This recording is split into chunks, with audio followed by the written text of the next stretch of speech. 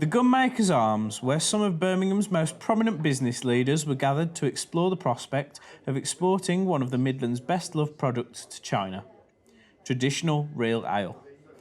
Mark Arnott Job of Two Towers Brewery spoke to us exclusively about his passion for brewing beer and his hopes for this potentially lucrative new market. I was basically a very keen home brewer, really. Me and a group of people were developing our beers and very enthusiastic about brewing, to the point where a couple of us decided to start our own business and scale up from 5 gallons to 360 gallons, basically. We felt also that there was a real gap in the market in Birmingham for a micro-brewery.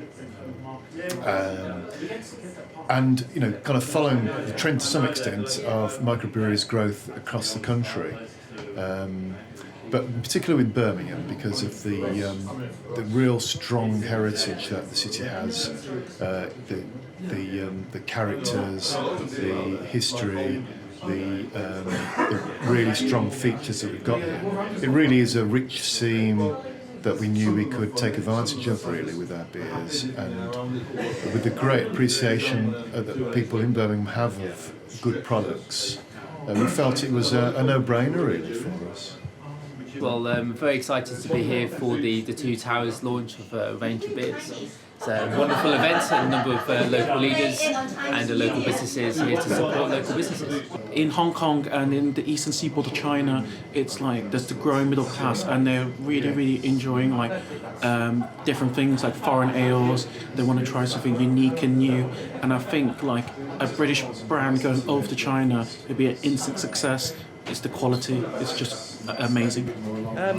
People don't tend to go for ales when they go to Chinese restaurants, they tend to go for Chinese beers. I guess it's partly down to people not knowing there's ale available. People tend to want to go for lighter choices.